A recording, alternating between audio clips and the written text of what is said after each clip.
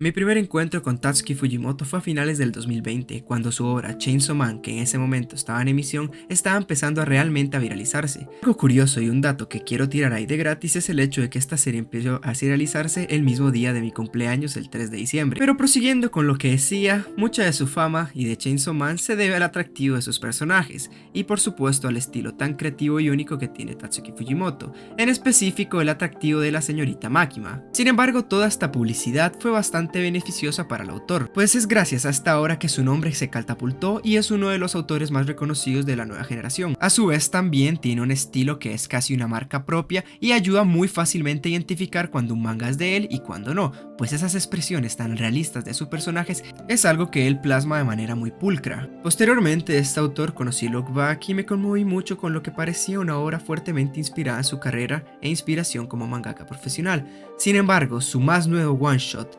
Adiós Eri, es el que realmente se marcó dentro de mí e incluso me llevó hasta el punto de llorar. El one shot de Adiós Eri empezó de una manera bastante fujimotesca, por decirlo de alguna forma. Tenemos una madre quien se parece bastante a Máquina pero bastante vieja, quien está muriendo, un padre quien se parece al típico diseño del autor de un hombre de una edad bastante adulta, y tenemos al niño, o sea nuestro protagonista, quien también tiene un diseño bastante acorde a quien es Fujimoto. Y esta película, y lo llamaré así de ahora en adelante pues tiene mucho que ver con el mensaje de la obra, abre con la madre del protagonista pidiéndole un favor bastante cruel. Es a causa de una enfermedad, lo más probable es que ella se muera y quiere documentar los últimos meses de su vida en la cámara del celular de su hijo, todo para que de esta manera quede enmarcada en la inmortalidad, pues estará siempre dentro de este film y las personas a su alrededor podrán frecuentarlo cuantas veces quieran para verla y recordarla en su memoria. Después de esta petición tan cruel empiezan los paneles y viñetas grabadas desde el punto de vista de nuestro camarógrafo, nuestro personaje principal, quien va documentando por ahí todos los días las cosas que hacen por más triviales y cotidianas que sean, como ir al acuario, hacer postres, viendo la televisión, grabando gatos callejeros y etcétera, etcétera. Y vemos aquí mediante la filmación de la película el desarrollo del manga, contándonos todo de manera como si fuera una película. Por ejemplo, aquí está mi cara, aquí está mi mamá, aquí está su enfermera y demás. Todo esto culminando en lo que parecería ser la película casera que presentó en la escuela. Sin embargo, el giro bizarro que, como no puede faltar en los mangas de Fujimoto, es que el protagonista editó una explosión en vez de poner en la película los últimos momentos de su madre, los cuales no se atrevió a grabar, pues era por supuesto bastante doloroso para él, para algo tan sentimental como lo sería en los últimos momentos de su madre. Lo que su decisión y de hecho su esencia y forma de escapar de ello fue dándole un final inesperado de una explosión. Sin embargo, aunque el proyecto de la película casera haya terminado, el punto de vista de la película que nos está narrando el manga no acaba aquí, pues todo este manga es una película documentada de manera distorsionada y enfocada de vez en cuando por parte de Yuta, nuestro protagonista. La reacción del público es por supuesto una bastante natural, algunos están enojados, otros le regañan, otros más le critican y otros simplemente se ríen de todo esto, y por supuesto y no menos importante, algunos le guardan rencor porque para ellos es bastante importante la muerte de un ser querido y no pueden soportar el hecho de que alguien se haya burlado de eso. Sin embargo, por supuesto las reacciones no son lo relevante es la respuesta del protagonista ante esta ola de hate y críticas que estuvo recibiendo, pues terminan haciendo que Yuta decida suicidarse. Y como no, vemos su respuesta mediante una cámara, pues está siempre corriendo de esto, y esta vez intenta escapar por medio de la muerte. Sin embargo, antes de saltar y como si fuera un ángel, de casualidad conoce una chica llamada Eri, quien le reconoce por la película que hizo y lo lleva a otro lugar para ver películas. En una de estas viñetas, Eri dice que la película del protagonista fue bastante buena, sin embargo algunas de las partes la confundían de si algo era real o ficticio, y quiero que se queden muy bien con esto porque es algo que mencionaré más adelante y que mejora muchísimo en retrospectiva, pues todo esto está siendo visto desde los ojos del protagonista y podemos apreciar las detalladas y realistas expresiones de Eri, sus rasgos físicos y demás. Algo que quiero mencionar es el hecho de que todo el diálogo ocupado a lo largo del manga tiene muchísimo significado en retrospectiva, pues mientras más se desenvuelve la relación de Eri y Yuta, no sabemos mucho de lo que realmente sucede con Eri.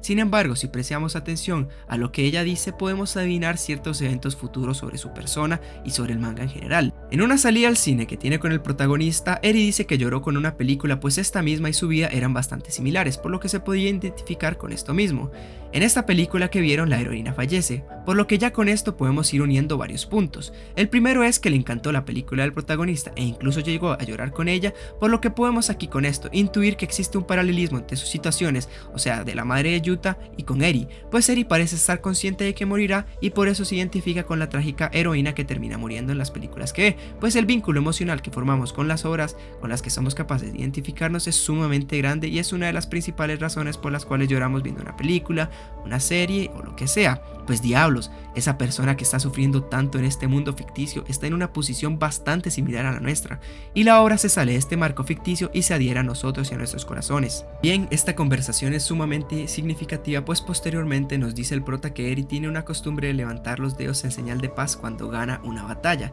cosa que tomará mucho sentido más adelante, solamente esperen. Conforme avanza el manga, el protagonista ya empieza a escribir la premisa o argumento de su próximo film, con ayuda de Eri por supuesto, y esta menciona el por qué se enamoró de la película que hizo el protagonista, pues le conmovió el cómo grababa de forma delicada a su madre y documentaba todos sus movimientos, pues ella afirma y estaría feliz si alguien hiciera algo similar por ella, cosa que agrega muchísimo peso a lo que mencioné anteriormente de que Eri se encontraba en una posición similar a la que estaba la madre de Yuta. En este punto ya de hecho es un hecho innegable. Pero un detalle que me encanta y menciona a Eri es el cómo le encantó el personaje del protagonista, es decir, quién no admiraría al joven que tiene que documentar los últimos días de vida de su madre, el valor que se necesita para hacerlo y lo fuerte que se tiene que ser para no sucumbir ante la triste de la inminente muerte de un ser querido. Avanzando con el manga y como les decía anteriormente, ningún diálogo pasa desapercibido. En una escena casual que tiene el protagonista con su padre, el padre de este mismo menciona que cuando piensa en Yuta se le vienen a la mente explosiones, fantasía y mucho más, y esto es muy importante para la conclusión de su personaje, porque esta es la esencia de Yuta, la de esconderse en lo fantástico, por ejemplo haciendo una explosión en vez de poner la muerte de su madre, también dibujando a su padre como un dragón y muchas más cosas que van pasando a lo largo del manga, y es algo que siempre ha sido parte de su personalidad y cobra mucho sentido para el cierre de su crecimiento. Después de este punto de la historia, llegamos ya al argumento que ha escrito nuestro protagonista. Parece en principio un reciclaje de su anterior proyecto, sin embargo con el giro de que una vez llegara el intento de suicidio en el hospital, aparecería una chica vampiro quien le impide quedar a las películas y todo pues sumamente autobiográfico a lo que está viviendo el protagonista, solo que con su esencia, la de la fantasía, con la inclusión del vampiro, o al menos esto piensa él. Aquí la vida real ya se empieza a reflejar en la película y ya la historia avanzaba a un punto bastante explícito donde ya nos dicen el arrepentimiento de Yuta de no poder filmar los últimos momentos de su madre por su cobardía y el hecho de que el vampiro, o sea Eri, va a morir de una enfermedad,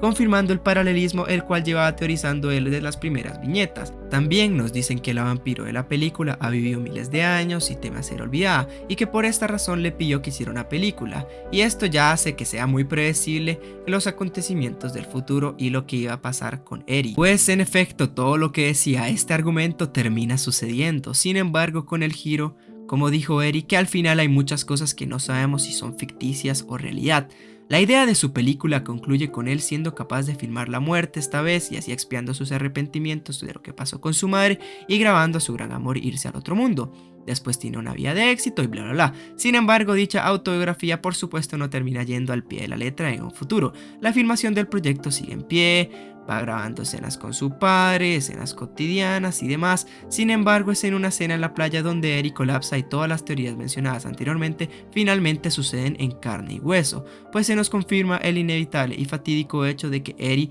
en efecto está enferma y es ese tipo de enfermedad, que por supuesto no es capaz de curarse ni de mejorar, que ella se identificó con la madre de Yuta y que por supuesto le encanta la idea de ser grabada hasta morir, pues es una prueba de su existencia, estará siempre en la cinta y por supuesto será recordada por las personas que quieren y la recuerden, y de esta manera paralela la madre del protagonista le pide que filme sus últimos días. La condición de Eri por supuesto no mejora y tenemos uno de los giros más impactantes de la obra, y esas son las últimas palabras de la madre del protagonista, las cuales sirven muy bien para reflexionar al respecto del mensaje mismo de la historia. La madre dice que el protagonista siempre fue un bueno para nada y podemos ver el claro desprecio que le tenía. Sin embargo, en la película quedan marcados solamente los momentos que nunca se enfocaron, por ejemplo los lados malos y despreciables que tenía la madre, pues siempre vemos en la película a la madre sonreír, hacer un parfait y demás cosas bastante normales y triviales, pero no vemos cuando le obliga a filmarla, le lastima con sus palabras, le agrede y le regaña por lo más mínimo como grabar un gato callejero. Y aquí el porqué de esto, y eso es porque nosotros decidimos el cómo queremos recordar a las personas. Por más de que nuestras impresiones sean negativas hacia ellos, podemos decidir, igual que en una filmación de película, qué recortar y qué no. Y cómo no, lo más lindo y lo más sano es para nosotros es quedarnos con lo bello de las experiencias que tenemos con las personas y que pasen a la posteridad la memoria amable de quién fue X persona quería y con los recuerdos que ellos querían que nos quedáramos.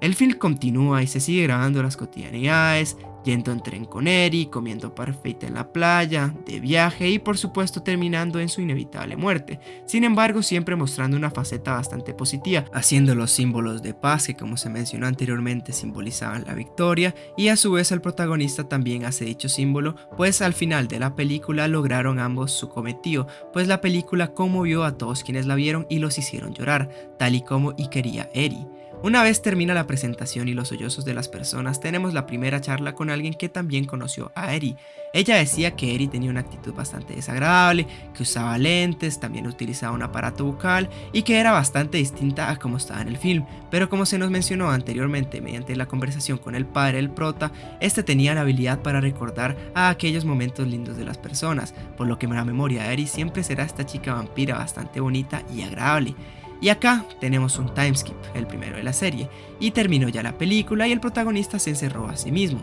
pensando que algo le faltaba al trabajo de su vida. A diferencia de la película, en su realidad no fue bastante ideal. La vida de este mismo avanzó y nos cuenta lo que ha hecho. También nos menciona que se casó y tuvo una vida considerablemente normal. Sin embargo, por supuesto, normal no es sinónimo de feliz. Incluso él dice que hubiera aceptado la muerte y ver los días pasar, pues realmente estaba perdido en la vida. Sin embargo, él y su nueva familia tienen un trágico accidente, donde muere la mayoría de su familia en un accidente automovilístico. Este mismo se encuentra en negación ante este hecho y se abre ante la cámara una última vez anunciando su intento de suicidio, así como lo hizo en la primaria ante la respuesta negativa de su película, y admite por primera vez que siempre fue un espectador de sus problemas, más no un protagonista, pues veía todo desde un punto de vista de una tercera persona, a través de una cámara, aquí haciendo alusión a los trágicos hechos como la muerte de su madre, la muerte de Eri y su primer intento de suicidio. Cuando termina de contar esta confesión, termina de filmar y se dirige a ese lugar donde veía películas con Eri para terminar todo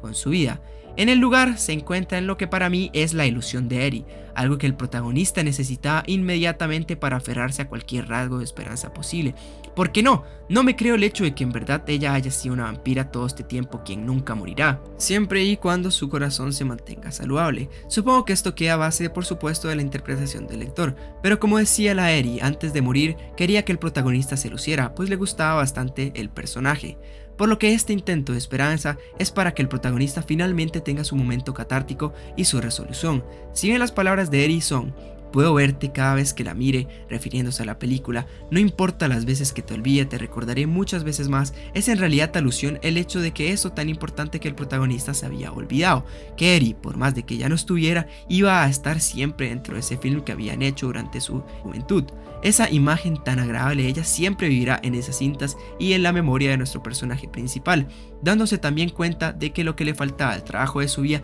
no era nada más ni nada menos de aquello que siempre estuvo en él, su esencia, lo que le marcaba y diferenciaba de otros, las expresiones, la creatividad y la enorme fantasía que tenía dentro de su memoria. Gracias a esta esperanza ilusoria es capaz de darse cuenta de todo lo que había perdido y lo más importante que está siempre dentro de nosotros, nuestra esencia. Toda esta imagen y teoría de Eri cobra bastante sentido gracias al título del manga, Adiós, Eri, pues el protagonista finalmente es capaz de despedirse de ella, pues recordó lo verdaderamente importante que tenía dentro de sí y que había estado intentando reeditar, mas no encontraba nunca cuál era ese elemento faltante, y eso era conectar consigo mismo. Y así llegamos al desenlace del one shot, con el protagonista caminando fuera de la explosión con una mirada bastante decisiva, pues se encontró consigo mismo y con Eri, así ayudándole a caminar de nuevo, y todo esto ya no es visto a través de una cámara en sus ojos, sino siendo él el protagonista de la imagen. Y aquí termina mi interpretación de este manga nuevo